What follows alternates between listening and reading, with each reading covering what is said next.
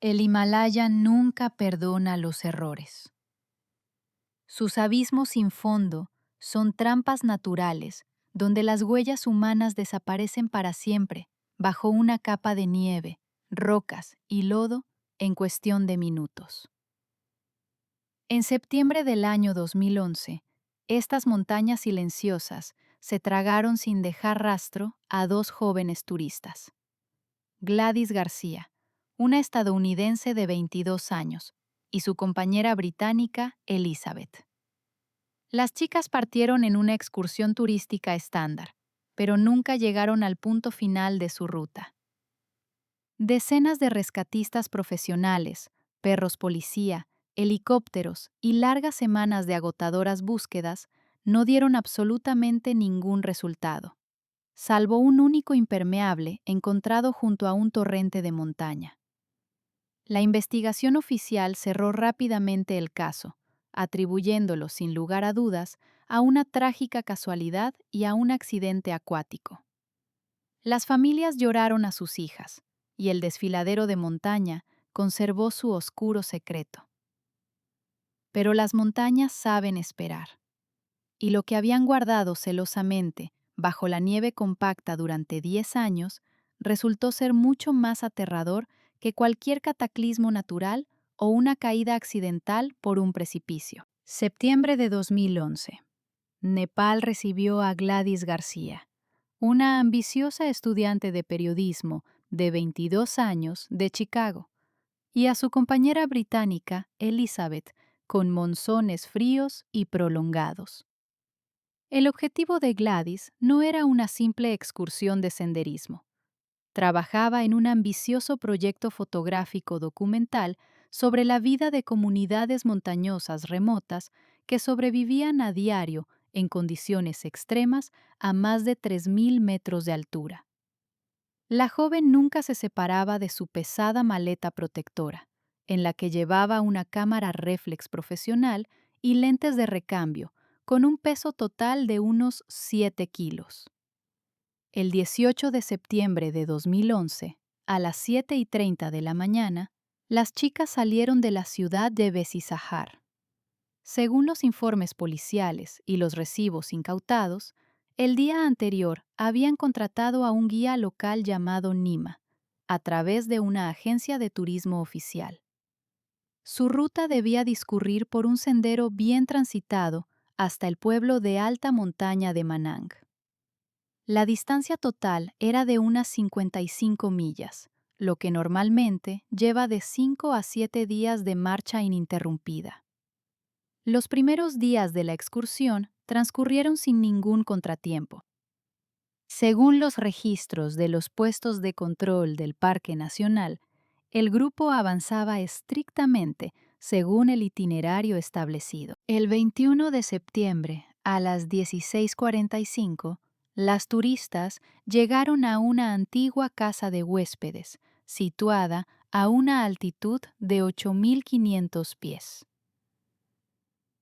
El propietario del establecimiento recordó durante el interrogatorio oficial que en el interior olía constantemente a humo y que la estadounidense revisaba minuciosamente su equipo bajo una lámpara tenue y le preguntaba en detalle sobre las minas de sal abandonadas, escondidas a varias millas más abajo del sendero principal.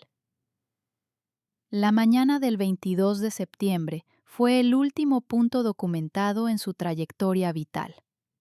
En el libro de registro de la casa de huéspedes se conserva una entrada clara, escrita de puño y letra por Gladys, exactamente a las 7:15 de la mañana. Ella señaló que el grupo se desviaba deliberadamente de la ruta segura y descendía al peligroso cauce del río Marciandí para fotografiar las antiguas minas de sal. Según el testimonio del guía local Nima, registrado en el acta policial del 26 de septiembre, él, supuestamente, se lesionó gravemente el tobillo aquella fría mañana. El hombre afirmó durante el interrogatorio que las chicas decidieron categóricamente bajar al río embravecido por su cuenta, dejándolo a él esperando en el sendero principal seguro. Después de que desaparecieran tras un saliente rocoso, nadie más las volvió a ver. Cuando el 25 de septiembre las turistas no se comunicaron con sus familiares ni se registraron en el siguiente puesto de control, el operador de la policía turística de Nepal recibió una señal de máxima alerta. A las 14:30 de ese mismo día, se puso en marcha de inmediato una operación de búsqueda y rescate a gran escala. El desfiladero del río Marsyangdi es un lugar sombrío y extremadamente inhóspito. Las escarpadas paredes rocosas se elevan cientos de metros, creando una trampa natural sin salida, mientras que abajo ruge el torrente con un estruendo ensordecedor. Más de 40 rescatistas con perros entrenados peinaron las orillas metro a metro, avanzando lentamente a través de la espesa maleza. La temperatura del agua era de poco más de 40 grados Fahrenheit y la temperatura del aire por la noche caía por debajo de los 35 grados. Las posibilidades de sobrevivir en tales condiciones se medían en breves minutos. El 26 de septiembre, a las 9 de la mañana, la aviación se unió a la operación. 2 helicópteros realizaron un total de 18 vuelos arriesgados sobre los acantilados en un radio de 10 millas. La densa niebla y la baja nubosidad limitaban críticamente la visibilidad de los pilotos a unas pocas decenas de pies. La única pista material se encontró el 27 de septiembre a las 11:20 de la mañana. El equipo de rescate descubrió un impermeable amarillo grueso que se había enganchado firmemente en unas rocas afiladas a solo 20 pies del torrente mortal. Las fotografías lo confirmaron. La prenda pertenecía a Elizabeth.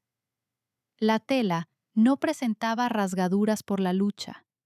El impermeable parecía como si simplemente lo hubiera arrastrado el agua. El 28 de septiembre, las condiciones climáticas empeoraron drásticamente.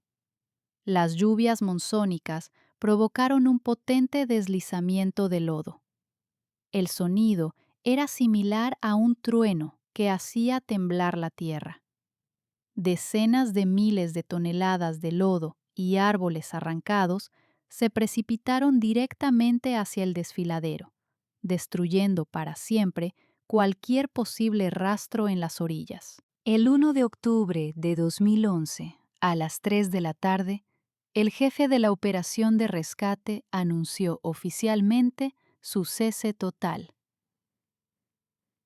En el informe oficial de la policía del 3 de octubre se indicaba lacónicamente: la causa más probable de la desaparición es un trágico accidente. Es probable que las turistas resbalaran sobre las rocas mojadas y cayeran a las turbulentas aguas del río Marsyangdi.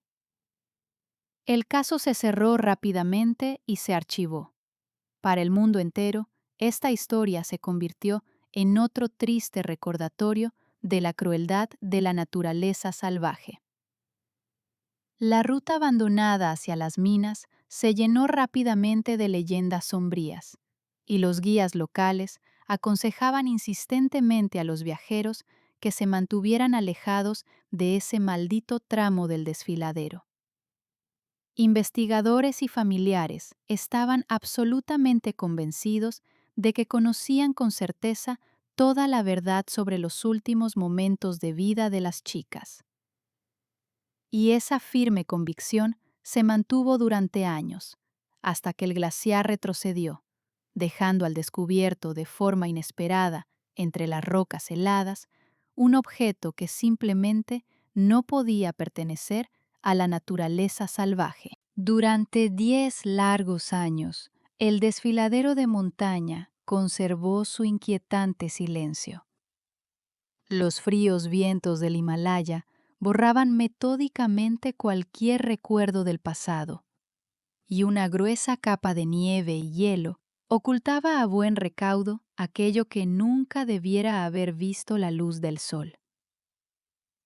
Hasta octubre del año 2021, absolutamente nadie en la dirección de policía dudaba de la versión oficial de la muerte de las dos jóvenes turistas. Todo cambió radicalmente, debido al movimiento impredecible de las placas litosféricas y al cambio brusco de las condiciones climáticas en la región montañosa. El 14 de octubre del año 2021, a las 10:15 de la mañana, un grupo de geólogos estadounidenses independientes realizaba un análisis exhaustivo programado de la erosión del suelo en las laderas rocosas del lecho seco de un río, a 15 millas del pueblo de Manang. El jefe de la expedición señaló detalladamente en su informe oficial, escrito para las autoridades locales, que, como consecuencia de un reciente y masivo deslizamiento de tierra ocurrido hace aproximadamente una semana, tras las prolongadas lluvias monzónicas, se había formado de repente un profundo sumidero kárstico en la ladera. A las 2:30 de la tarde de ese mismo día, uno de los investigadores más jóvenes descendió por una sólida cuerda de seguridad al interior del pozo natural para tomar muestras de roca antigua. A una profundidad de unos 80 pies, donde apenas penetraba la luz del día, el haz de su potente linterna sacó de la oscuridad total algo absolutamente antinatural. Entre las rocas afiladas y la nieve compacta, casi negra por el lodo acumulado durante siglos, yacían huesos humanos oscurecidos. A solo 2 pies de distancia, en una gruesa capa de hielo, había un pesado cofre protector de color oliva, congelado a la perfección. Los geólogos interrumpieron inmediatamente todos los trabajos de investigación. A las 15:40, a través de comunicación satelital, informaron a la policía del distrito sobre su terrible hallazgo. El 15 de octubre de 2021, a las 9 de la mañana, un grupo especial de investigación y operaciones de Katmandú llegó al lugar de la llamada. Durante 6 agotadoras horas, los criminalistas, con la ayuda de herramientas especiales, extrajeron con cuidado del hielo fragmentos de 2 esqueletos y equipo de turismo. La maleta protectora estaba cubierta de profundos arañazos causados por el fuerte impacto de la caída, pero sus robustos cierres herméticos resistieron 10 años de permanencia en el sarcófago de hielo. En su interior yacía una cámara réflex profesional, que pertenecía a la desaparecida Gladys. El 18 de octubre de 2021, a las 11:45 de la mañana, la cámara encontrada fue trasladada bajo estricta vigilancia al laboratorio forense principal de la capital. El aparato en sí estaba irremediablemente dañado por la condensación y las temperaturas extremadamente bajas, pero la tarjeta de memoria en su interior se había salvado milagrosamente gracias a la protección de un estuche interno de plástico. El 19 de octubre, a las 9:30 de la mañana, el técnico especialista principal logró finalmente recuperar los datos digitales almacenados. Lo que los experimentados investigadores vieron en la gran pantalla del monitor los hizo estremecerse de horror. Según los metadatos internos de los archivos digitales, las últimas 6 imágenes se tomaron el 27 de septiembre de 2011, exactamente a las 2:14 de la madrugada, es decir, varios largos días después de que las chicas supuestamente se ahogaran sin dejar rastro en un turbulento río de montaña. Todas las imágenes fueron tomadas en una oscuridad absoluta e impenetrable, iluminadas únicamente por el destello brusco y frío de la cámara. En las fotografías se veían claramente los rostros de Gladys y Elizabeth. Se veían tan antinaturales y espeluznantes que los primeros rumores, que se filtraron instantáneamente en Internet a través de fuentes anónimas de la comisaría, se referían a la mística de las montañas y a antiguas maldiciones. Los ojos de ambas chicas estaban muy abiertos, sin parpadear en absoluto, con pupilas enormes y completamente negras que habían devorado el iris. Los músculos faciales de las turistas estaban contraídos en espasmos asimétricos y extremadamente dolorosos. Sus mandíbulas estaban apretadas de forma antinatural, formando una mueca de puro horror animal, mezclado con una parálisis física total. La piel en las fotografías se veía mortalmente pálida, cubierta de grandes gotas de sudor espeso. Sin embargo, los forenses calificados descartaron muy rápidamente cualquier teoría paranormal o mística, dando una explicación aterradoramente real y científicamente fundamentada. El 22 de octubre del año 2021, a las 4:15 de la tarde, el toxicólogo jefe del Laboratorio Médico Estatal entregó al Departamento de Investigación un informe oficial por escrito. Según el informe detallado, la dilatación específica de las pupilas, conocida científicamente como midriasis, junto con espasmos musculares faciales severos, son síntomas clásicos e indiscutibles de una intoxicación aguda grave por alcaloides del género tropana. Esta sustancia altamente tóxica, ampliamente conocida en el mundo criminal como el aliento del diablo o escopolamina, paraliza por completo la voluntad de la persona, provoca horribles alucinaciones y convierte a la víctima en una marioneta sumisa, absolutamente incapaz de oponer resistencia alguna o de pedir ayuda a los rescatistas. Las chicas no cayeron al río embravecido por accidente. Alguien las drogó deliberadamente con un potente veneno orgánico y las mantuvo a la fuerza en la oscuridad total durante al menos varios días después del inicio oficial de una operación de rescate a gran escala.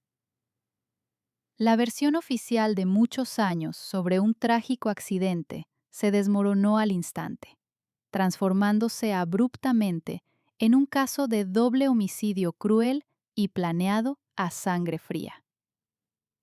La dirección de la Policía Criminal ordenó al Departamento Técnico que realizara de inmediato una mejora digital detallada de la última y más borrosa imagen de la tarjeta de memoria rescatada. Cuando el 25 de octubre, a las 18:00 horas, el programa informático finalmente extrajo del fondo negro los detalles borrosos del fondo, iluminados por el destello apagado de la cámara, los investigadores vieron algo que los obligó a alertar de inmediato a la División Internacional de la Interpol. Amigos, antes de que sigamos sumergiéndonos en esta espeluznante historia, les pido que se suscriban al canal, le den me gusta y no se olviden de dejar su comentario debajo de este video. Es precisamente su actividad la que envía una señal poderosa a los algoritmos de YouTube, ayudando a promocionar este video para que la mayor cantidad de personas posible pueda verlo y descubrir la verdad sobre los secretos sangrientos que realmente esconden las cumbres nevadas. Su apoyo es fundamental para crear nuevas investigaciones independientes. El 26 de octubre de 2021, a las 11 de la mañana, agentes especiales de la Interpol se unieron oficialmente a la investigación. La policía local de Nepal ya no podía hacer frente por sí sola a la magnitud de las pruebas descubiertas en la tarjeta de memoria. A las 15:45, en la sede de la Policía Criminal, se celebró una reunión interinstitucional a puerta cerrada, en la que expertos internacionales presentaron los resultados de un análisis digital en profundidad de las fotografías recuperadas. Gracias a algoritmos de procesamiento de imágenes de última generación, los especialistas lograron aclarar al máximo el fondo y extraer de la oscuridad absoluta lo que se encontraba detrás de Gladys y Elizabeth. Un destello repentino de la cámara réflex sacó a la luz, desde la penumbra, una cueva natural que no estaba en absoluto vacía. En el fondo, se distinguían claramente las enormes vigas de madera que sostenían la bóveda, viejas balanzas metálicas oxidadas y decenas de sacos de yute bien atados. Se trataba de un local bien equipado y cuidadosamente oculto para el almacenamiento y envasado ilegal de una mercancía específica. Los rostros de las chicas, deformados por un horror inhumano, no eran el resultado de dolorosos experimentos médicos. El uso de la escopolamina, una toxina más conocida como el aliento del diablo, era una forma exclusivamente pragmática y extremadamente cruel de control total. Las víctimas se convirtieron en muertos vivientes sumisos, incapaces de gritar, resistirse o huir, mientras sus secuestradores se dedicaban tranquilamente a su negocio clandestino a gran escala. Para comprender el verdadero motivo de este despiadado doble crimen, los investigadores tuvieron que desempolvar los archivos del año 2011. En aquel entonces, en las regiones de alta montaña de Nepal, a una altitud extrema de más de 15.000 pies, se libraba una verdadera y despiadada guerra criminal. El objeto de este sangriento conflicto era el Cordyceps chino, o Yarsagumba, un raro hongo parásito. En el mercado negro asiático, este producto orgánico se cotizaba mucho más caro que el oro puro.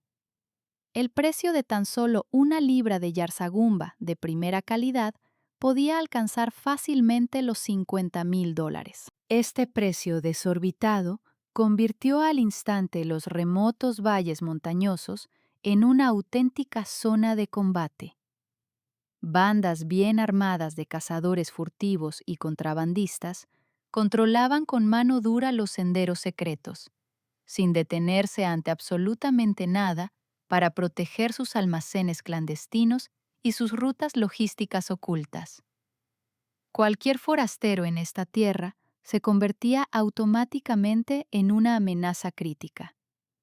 La policía local registraba cada año decenas de desapariciones sin resolver, de recolectores de hongos locales, atribuyéndolas simplemente a las duras condiciones climáticas y al difícil relieve.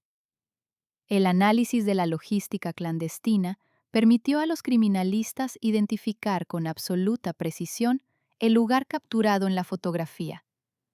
Se trataba de una antigua cantera de piedra abandonada, conocida entre los lugareños como Gurkha Rock Quarry.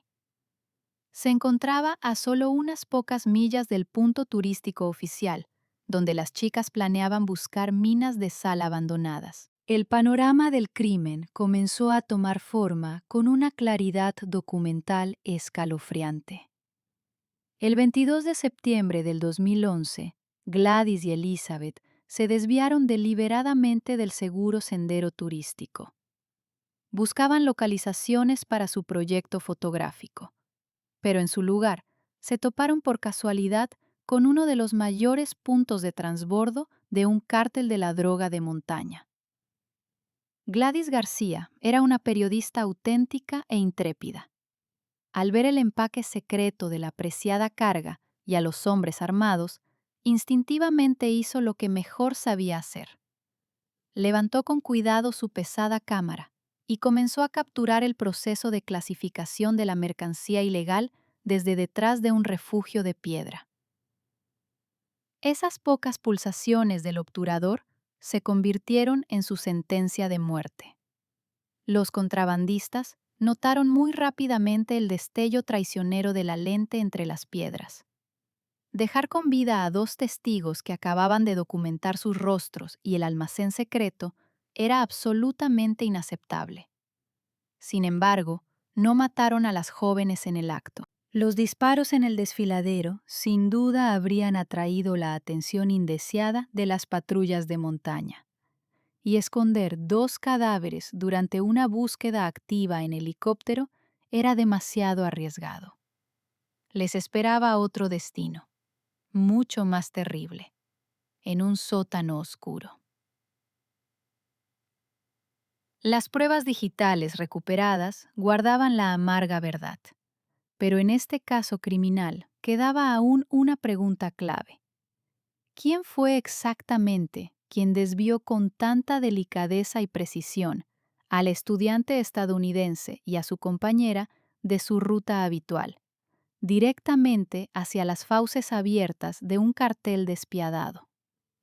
¿Y por qué este traidor a sangre fría vivió tranquilamente en libertad durante todo este largo tiempo, interpretando magistralmente el papel de un testigo asustado? El 27 de octubre del año 2021, a las 11 de la mañana, un grupo conjunto de detectives nepalíes y agentes especiales de la Interpol inició una revisión completa y detallada de materiales de archivo de hace 10 años. El descubrimiento de un almacén secreto en unas viejas fotografías cambió radicalmente el rumbo de la investigación, pero al mismo tiempo generó una nueva pregunta, sumamente lógica. ¿Cómo dos extranjeras cultas, que seguían estrictamente las normas de seguridad en un país extranjero y nunca se desviaban de los planes establecidos sin una razón de peso, se encontraron de repente en el epicentro de una despiadada organización criminal? La respuesta se escondía en las páginas amarillentas de los informes policiales originales. La atención de los expertos internacionales se centró de inmediato en un guía local llamado NIMA. En los expedientes del antiguo caso, fechados el 26 de septiembre de 2011, se conservaba el acta detallada de su interrogatorio oficial. En aquel entonces, hace 10 años, el hombre declaró bajo juramento que en la mañana del 22 de septiembre se torció gravemente el tobillo en un pedregal resbaladizo. Según su testimonio, registrado por el inspector, esto ocurrió aproximadamente a las 8:15 de la mañana, cuando el grupo se había alejado solo 1,5 millas de la casa de huéspedes. Nima aseguró a la policía que la estudiante estadounidense y su amiga británica se negaron rotundamente a dar marcha atrás. Lo dejaron esperando en un sendero seguro y bajaron por su cuenta hacia el río en busca de las minas de sal. Esta versión parecía la más verosímil para las autoridades locales y sirvió de base para el rápido cierre del caso. Pero ahora, con pruebas irrefutables de un rastro criminal en sus manos, los investigadores de la Interpol vieron en esas palabras no una trágica coincidencia de circunstancias, sino una mentira a sangre fría y preparada de antemano.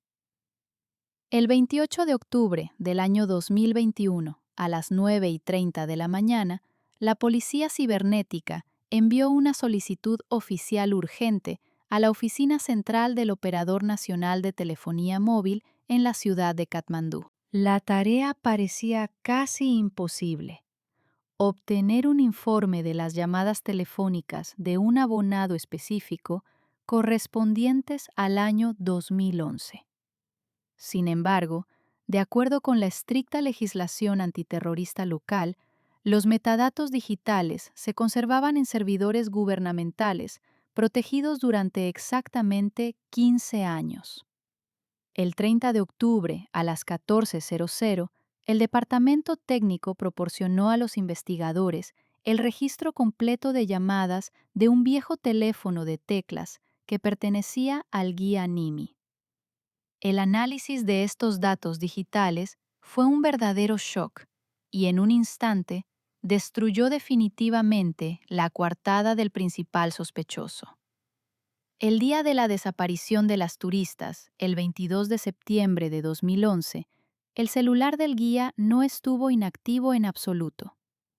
A las 7:48 de la mañana, justo en el momento en que el grupo se acercaba a la cantera de piedra abandonada, el dispositivo de Nima registró una llamada saliente.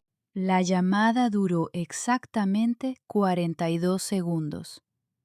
Pero lo más aterrador no fue cuándo llamó, sino a dónde se dirigió esa señal digital. El número del destinatario con el que se comunicó el guía no pertenecía ni al servicio de rescate, ni a la comisaría local, ni a una agencia de viajes. Era un teléfono satelital encriptado. Gracias al acceso ampliado a bases de datos internacionales, los agentes de la Interpol identificaron en cuestión de horas al verdadero dueño de ese costoso aparato. El terminal satelital pertenecía a uno de los comandantes de campo más despiadados del sindicato local, quien, en el año 2011, controlaba por completo la mayor parte del contrabando de un hongo raro en un radio de 50 millas del pueblo de Manang.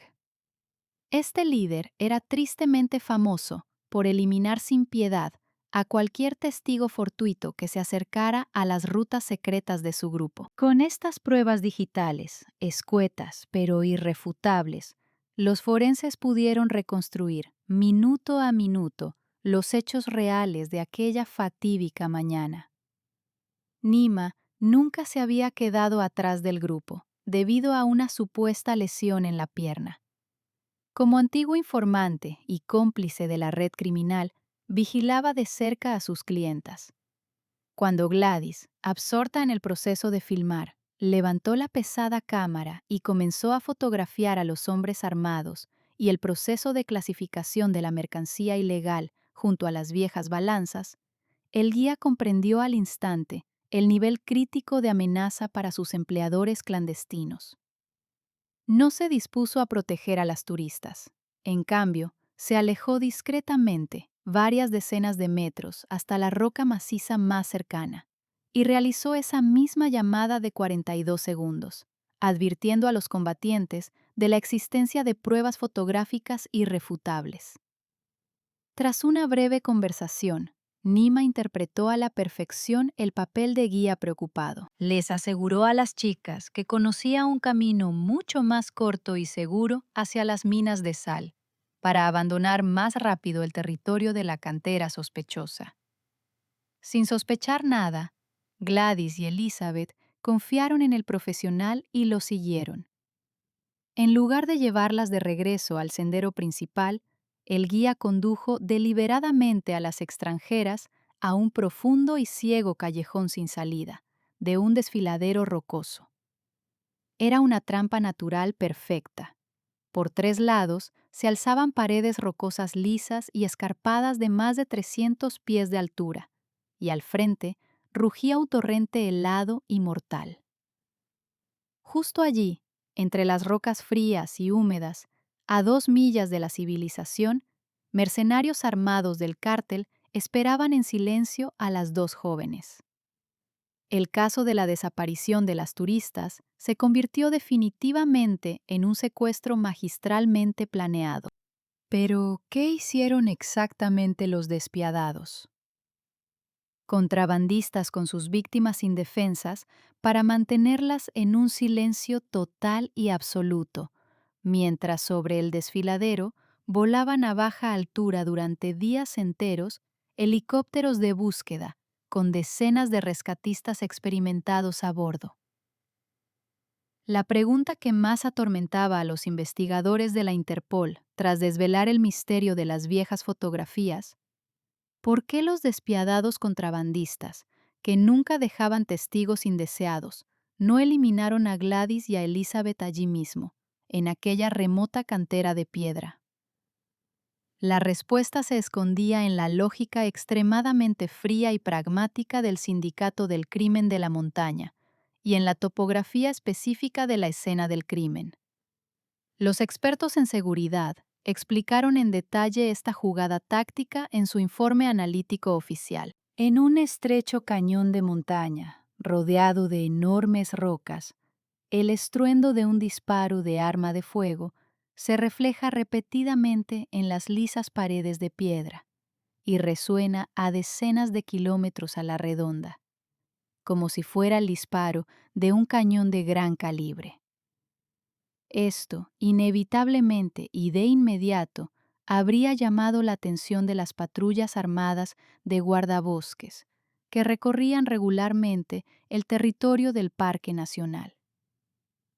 Además, esconder de manera segura y profunda dos cadáveres, mochilas voluminosas y pesada tecnología profesional en condiciones de suelo rocoso y duro requería muchas horas de trabajo físico extremadamente pesado. Los delincuentes eran plenamente conscientes de que la dirección de la agencia de viajes daría la voz de alarma muy rápidamente y que, inevitablemente, helicópteros de búsqueda surcarían el cielo. El sindicato necesitaba urgentemente tiempo para esperar a que pasara la fase más activa e intensa de la operación de rescate. Según la cronología reconstruida del caso penal, las mujeres cautivas fueron trasladadas en secreto a un edificio de madera abandonado y semiderruido llamado Whispering Pines Lodge. Este antiguo refugio de caza se encontraba a una altura de unos 9.000 pies, escondido en un denso bosque de coníferas, a muchas millas de cualquier ruta turística oficial. Las chicas fueron arrojadas sin piedad a un sótano profundo y húmedo, de apenas más de 100 pies cuadrados. El local no tenía ninguna ventana para la iluminación natural, y la maciza puerta de roble se cerraba con seguridad desde afuera, con un pesado pestillo de metal. Pero el simple hecho de encerrar a dos mujeres jóvenes, físicamente fuertes y resistentes, era categóricamente insuficiente para la seguridad del cártel. Podían gritar fuerte, golpear desesperadamente la puerta, intentar cavar el duro suelo de tierra o incluso intentar un ataque repentino contra el guardia durante la entrega diaria de comida. Atarlas con cuerdas rígidas o cables metálicos era extremadamente ineficaz. La fuerte fricción deja inevitablemente marcas profundas y características, así como hematomas en la piel. Sería absolutamente imposible explicar tales lesiones como un simple accidente o una caída en las montañas, si la policía llegara a encontrar sus cuerpos. Para garantizar un silencio absoluto y seguro en el sótano, los contrabandistas aplicaron su método más temible y probado a lo largo de los años de sometimiento psicológico y físico total. Encadenaron firmemente a Gladys y a Elizabeth con grilletes químicos invisibles, pero absolutamente indestructibles. Los forenses, que analizaron minuciosamente las horribles fotografías tomadas por la propia Gladys, proporcionaron un informe toxicológico exhaustivo. En lugar de la habitual agua potable, los delincuentes hicieron beber a sus indefensas víctimas, de forma metódica y regular, una infusión herbal fuerte y concentrada, de una variedad local de planta venenosa. En botánica científica se la conoce como estramonio común. Esta flor de montaña, de aspecto anodino, contiene en sus semillas y hojas anchas un cóctel natural letal de peligrosos alcaloides tropánicos, principalmente escopolamina. En el cruel mundo del crimen, esta droga es tristemente famosa con el nombre de aliento del diablo. El efecto de esta potente neurotoxina convierte a una persona sana en un caparazón vivo, que respira, pero absolutamente sin voluntad propia. Los protocolos médicos clasifican este espeluznante estado como coma consciente.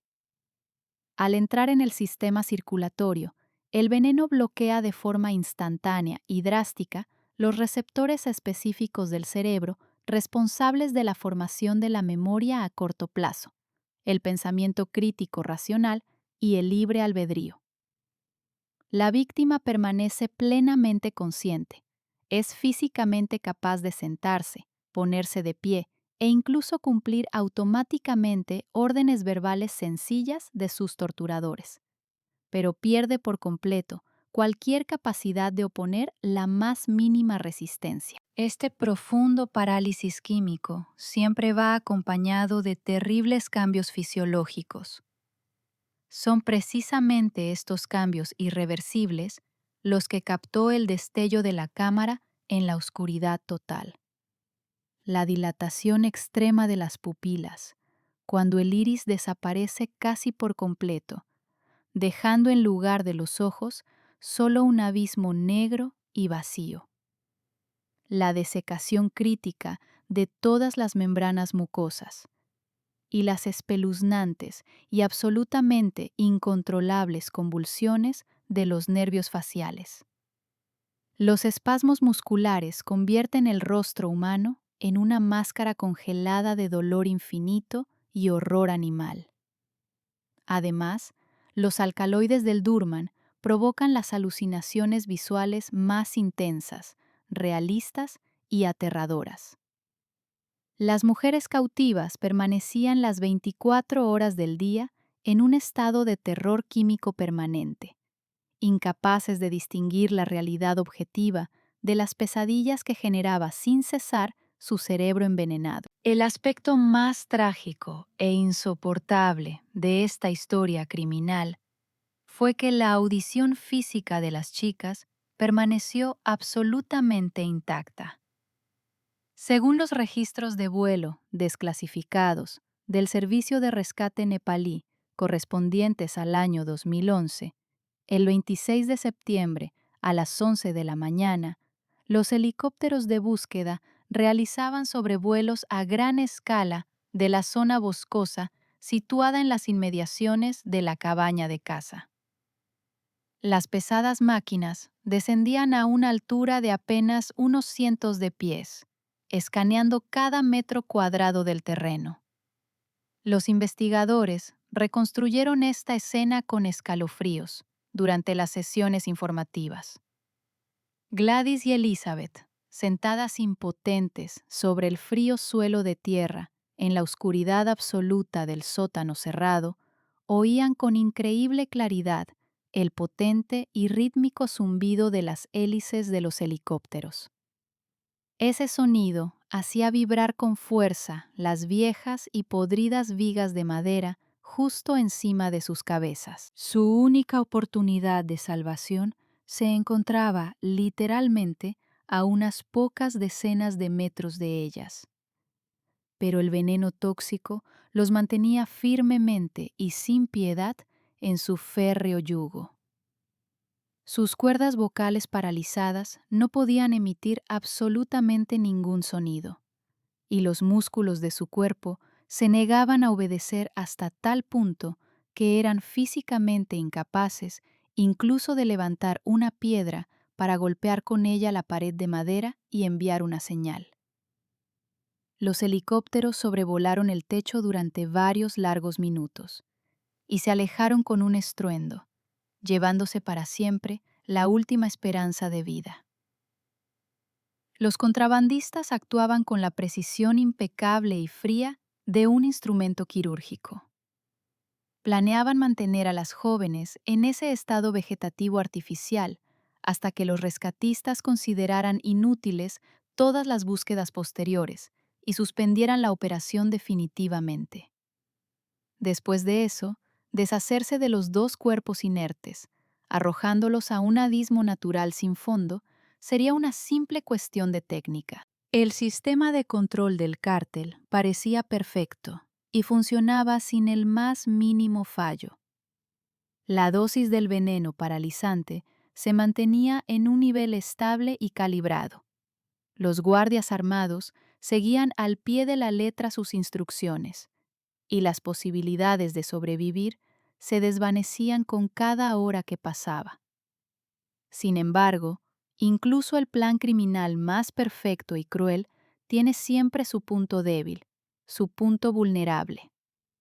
A veces, basta con una sola intervención impredecible de la poderosa e incontrolable naturaleza del Himalaya, y un solo error fatal de un pequeño ejecutor para que las sólidas cadenas químicas presenten una grieta apenas perceptible, pero decisiva para la investigación. Los investigadores de la Interpol y de la policía local pudieron reconstruir con aterradora precisión documental cómo se desarrollaron los acontecimientos el sexto día del secuestro, gracias a los testimonios obtenidos muchos años después y a los informes meteorológicos de archivo del otoño de 2011. El 27 de septiembre, cuando las autoridades ya habían declarado oficialmente que la operación de búsqueda y rescate a gran escala en el cañón no tenía perspectivas de éxito, el clima en las zonas de alta montaña de Nepal empeoró de manera brusca y catastrófica. Hacia las 6:30 de la tarde, sobre el denso bosque de coníferas, donde a una altura de 9,000 pies se escondía la vieja casa de madera Whispering Pines Lodge, se cernieron pesadas nubes de tormenta de color azul negruzco. Comenzó la tormenta de montaña más potente, que en cuestión de minutos se convirtió en una tormenta devastadora. Las ráfagas de viento alcanzaban velocidades de 70 millas por hora, rompiendo con facilidad las gruesas ramas de árboles centenarios, mientras que la lluvia torrencial del monzón convirtió al instante las empinadas laderas de tierra en resbaladizos y peligrosos torrentes de lodo. Para el sindicato del crimen, esta anomalía natural se convirtió en una amenaza crítica. Según los materiales de la investigación, la base logística principal de los contrabandistas, donde en ese momento se encontraban sus todoterrenos blindados con tracción en las 4 ruedas, cargados con mercancía por valor de cientos de miles de dólares, estaba situada en una zona baja, a solo 2 millas del sótano donde se encontraban las reinas. Hacia las 19:45, un potente torrente de lodo comenzó a inundar rápidamente ese estacionamiento. Al darse cuenta de que podían perder en un instante toda su invaluable carga y sus costosos vehículos, los bandidos armados cayeron en pánico masivo. En la vieja casa se desató un caos absoluto. Los guardias abandonaron apresuradamente sus pertenencias personales y se lanzaron cuesta abajo para salvar el capital del crimen. En ese caos incontrolable, la disciplina férrea del cartel, forjada a lo largo de años, sufrió un único, pero absolutamente fatal fallo.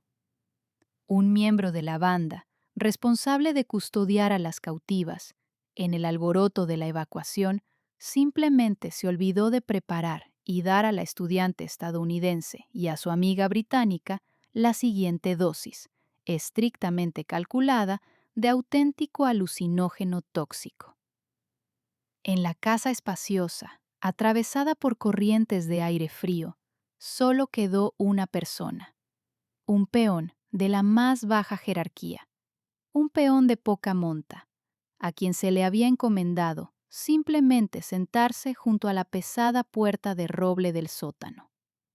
Este guardia de mala fe estaba 100% seguro de que las chicas estaban confiable y profundamente paralizadas por grilletes químicos y no representaban absolutamente ningún peligro físico. Al quedarse solo, bajo el estruendo ensordecedor de la tormenta que golpeaba el techo de madera, decidió pasar el rato. El hombre bebió cerca de medio litro de un fuerte aguardiente de arroz local. Se sentó en un viejo colchón sucio justo junto a la entrada del sótano y pronto cayó en un sueño alcohólico profundo y pesado. Mientras tanto, en la oscuridad impenetrable del frío y húmedo sótano, se producían cambios fisiológicos lentos pero inevables. A medida que pasaban las largas horas y no llegaba al organismo una nueva dosis depresiva de escopolamina, el efecto de la toxina paralizante comenzó a debilitarse gradualmente. El toxicólogo jefe del laboratorio criminalístico describió este proceso en detalle en su informe. Salir de un estado de coma vegetativo inducido por alcaloides de la familia de las tropanas es una prueba dolorosa para el sistema nervioso central. Hacia la 1 de la madrugada del 28 de septiembre, Gladys comenzó a recuperar de forma fragmentaria la vista y la capacidad básica de controlar sus extremidades entumecidas. Su cuerpo exhausto temblaba con fuerza. Las terminaciones nerviosas latían con un dolor salvaje, como si les clavaran miles de agujas al rojo vivo, y los músculos de su rostro se contraían en espasmos asimétricos e incontrolables. La temperatura del aire en el sótano caía vertiginosamente, bajando por debajo de los 40 grados Fahrenheit. Pero la estudiante de 22 años de la Facultad de Periodismo demostró una fuerza de voluntad increíble. Comprendía perfectamente que esta era, tal vez, su primera y última oportunidad de dejar al menos algún rastro tangible. Con sus manos heladas y rebeldes, comenzó a arrastrarse por el duro suelo de tierra hasta que sus dedos arañados tocaron el plástico frío y estriado. Era su propio maletín de seguridad, que los secuestradores habían arrojado descuidadamente en un rincón lejano el primer día del secuestro. Gladys, con un esfuerzo increíble, abrió los rígidos candados metálicos. Al tacto, en la oscuridad absoluta y densa, sacó su enorme cámara réflex. El aparato, que pesaba casi 4 libras, ahora le parecía un bloque de plomo imposible de levantar. Pero sus dedos encontraron por reflejo el pequeño botón de encendido. No sabía si sobrevivirían a esa terrible noche, pero el instinto profesional de documentalista se impuso al pánico animal. A las 2:14 de la madrugada, levantó el objetivo al azar y presionó el disparador. Una luz blanca, intensa y cegadora, cortó sin piedad la oscuridad por una fracción de segundo. Fue precisamente esa toma fortuita que capturó para siempre su propio rostro contorsionado por los espasmos y las pupilas negras y vacías de Elizabeth, la que, 10 años después, haría estremecerse a los criminalistas más experimentados. Pero Gladys no se detuvo ahí.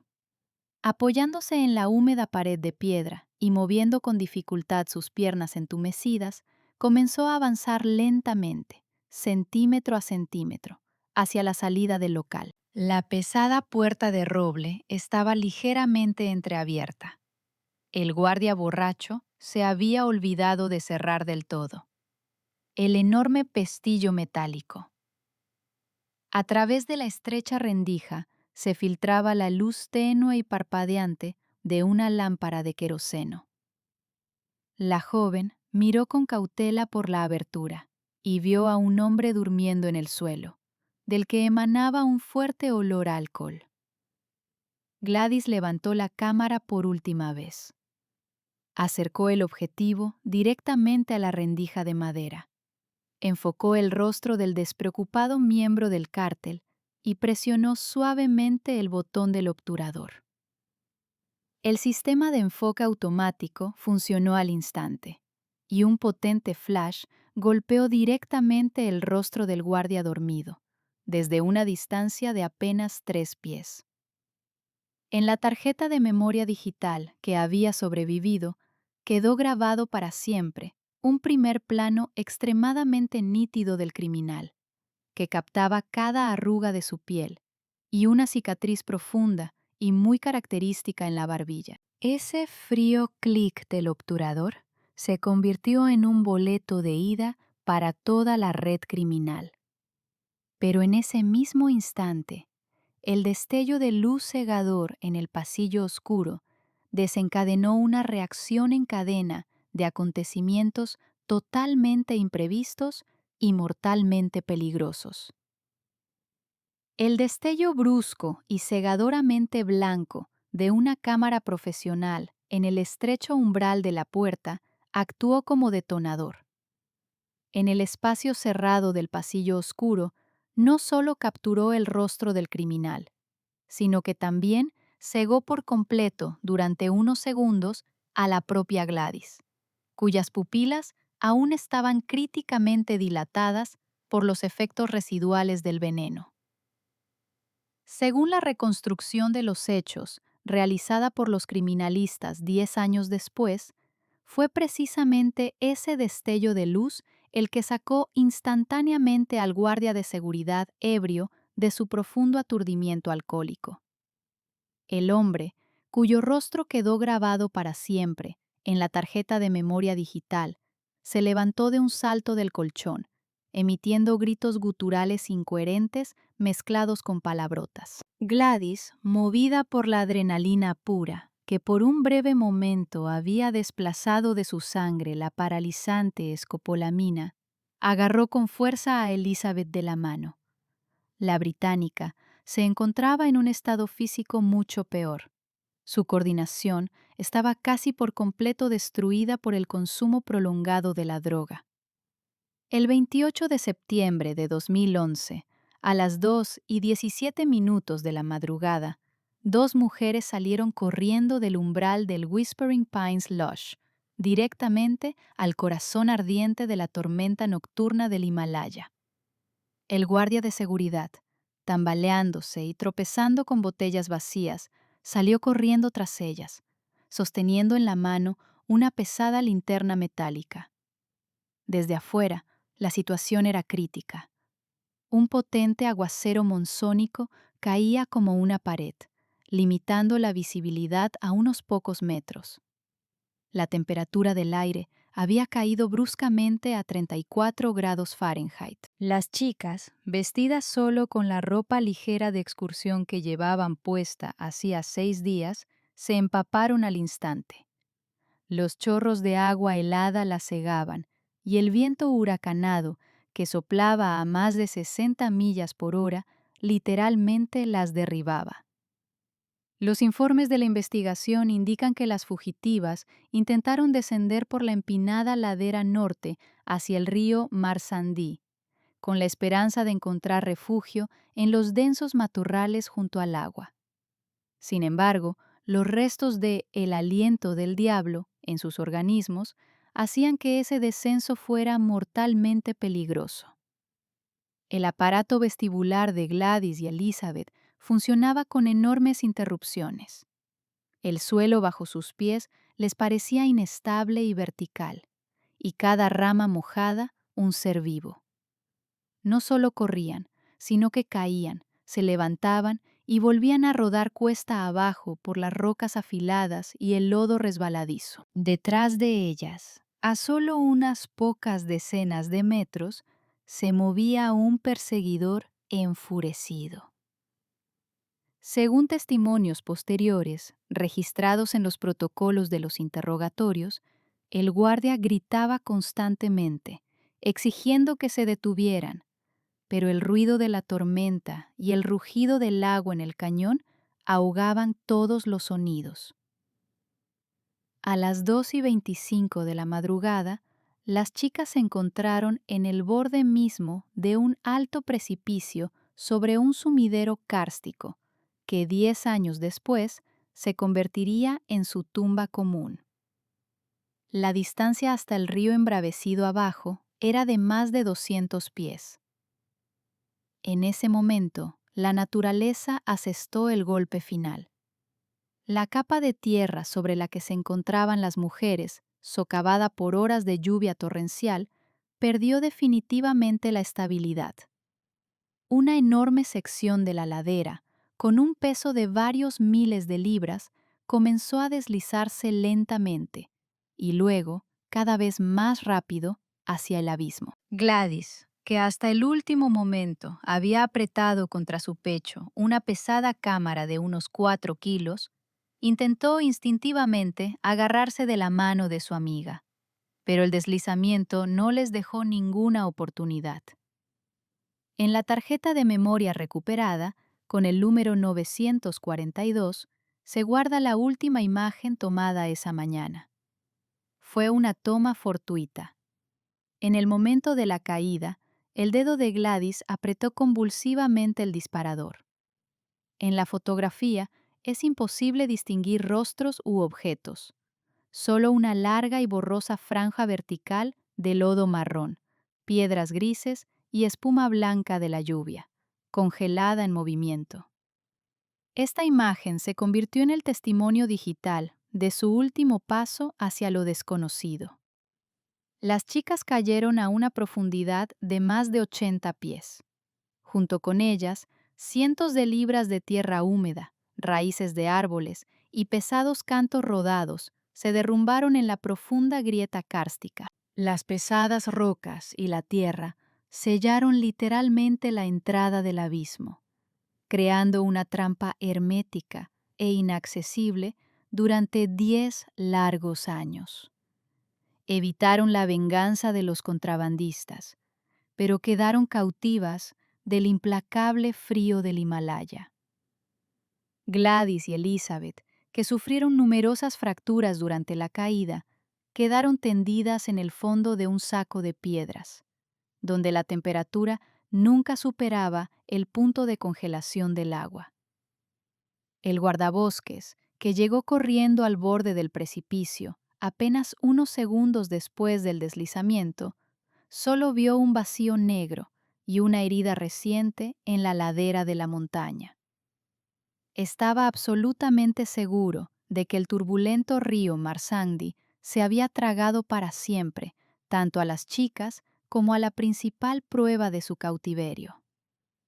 El criminal no sospechaba que la grieta kárstica se había convertido no solo en un sarcófago para las víctimas, sino también en la caja fuerte más segura del mundo para la principal testigo contra su banda. Cuando, en la mañana del 28 de septiembre de 2011, los líderes del cártel regresaron a Whispering Pines Lodge, solo encontraron a un guardia aterrorizado y un sótano vacío. Les tomó solo unas horas limpiar completamente la casa, quemar todas las pertenencias personales de las turistas y desaparecer en dirección desconocida. Durante 10 años, creyeron que la naturaleza había hecho el trabajo sucio a la perfección por ellos, sin dejar ninguna posibilidad de que se descubriera el secreto. Disfrutaban de la impunidad, lavaban el dinero manchado de sangre y expandían su imperio criminal, sin siquiera sospechar que en algún lugar, en lo profundo de la capa de hielo eterno, yacía un pequeño microchip que esperaba pacientemente el momento de hablar. Y cuando, tras décadas, el Departamento Técnico de la Policía finalmente pudo identificar cada detalle de la última foto nítida, los investigadores comprendieron. El rostro dormido en la imagen no era simplemente un hombre cualquiera, sino la llave capaz de abrir las puertas de las oficinas de las personas más influyentes de la región. La última imagen nítida, extraída por el departamento técnico de una tarjeta de memoria dañada, se convirtió para el sindicato del crimen en una verdadera sentencia de la que era imposible escapar. El 25 de octubre del año 2021, a las 14 horas y 30 minutos, los investigadores subieron oficialmente la imagen restaurada del guardia durmiente a la base de datos central de la Policía de Nepal. El programa de reconocimiento facial, que en 10 años se había perfeccionado considerablemente, procesó la solicitud en menos de 40 segundos. En la pantalla del monitor apareció una confirmación instantánea de la identidad. El hombre de la fotografía, con una cicatriz profunda y característica en la barbilla, no era un mercenario profesional ni un genio criminal inalcanzable. Resultó ser un simple ladrón callejero y traficante de drogas de bajo nivel, apodado Babu. Según el expediente policial, Babu había sido procesado en repetidas ocasiones por hurtos menores en zonas turísticas y tráfico ilegal de sustancias psicotrópicas ya en los años 2009 y 2010. Durante la primera semana de noviembre del año 2021, grupos operativos vestidos de civil peinaron las zonas más peligrosas de la capital las 24 horas del día. El 8 de noviembre del año 2021, a las 20:15, Babu fue detenido en los estrechos y sucios barrios marginales de las afueras de Katmandú. Durante la detención, intentó resistirse, pero fue rápidamente neutralizado por las fuerzas especiales. Una vez en la fría y estéril sala de interrogatorios de la jefatura de policía, el delincuente de 40 años se comportó al principio con descaro, negando cualquier relación con los hechos ocurridos hacía 10 años. Sin embargo, todo cambió cuando el investigador de la Interpol colocó en silencio ante él, sobre una mesa de metal, una serie de fotografías tomadas por Gladys García. Al ver su propio rostro en la foto tomada en el sótano de Whispering Pines Lodge, Babu palideció al instante y sus manos comenzaron a temblar notablemente.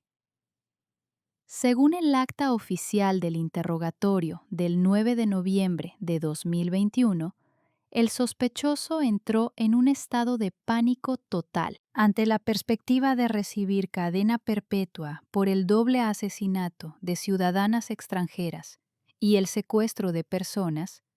Este pequeño ejecutor se derrumbó en solo 30 minutos. Con el deseo de negociar una reducción de la pena y un acuerdo con la Fiscalía, comenzó a hablar sin parar, revelando en detalle toda la estructura y jerarquía de la red criminal. Babu dio los nombres de los conductores que transportaban a las chicas, indicó la ubicación exacta de los almacenes secretos de Yarzagumba, pero lo más importante, confirmó oficialmente el papel del guía Nima como el principal intermediario, quien recibía un porcentaje de cada robo o secuestro exitoso de turistas adinerados.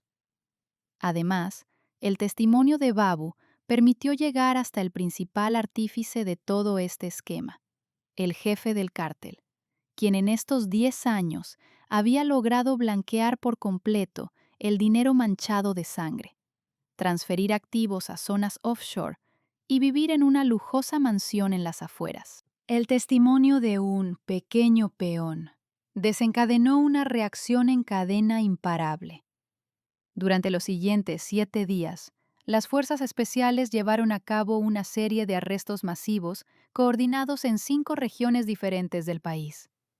Se detuvo a 26 personas, involucradas en las actividades del sindicato, incluyendo a los líderes de la organización.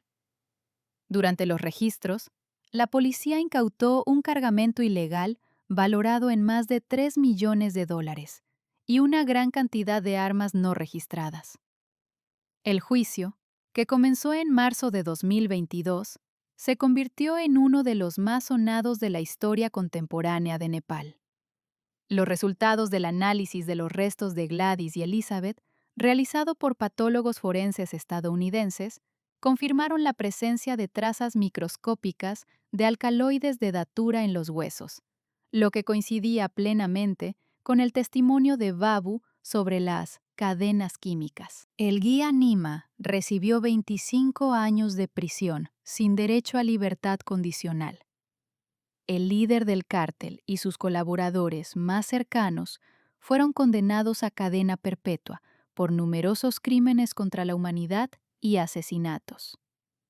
El propio Babu, teniendo en cuenta su cooperación con la investigación, fue condenado a 15 años de prisión.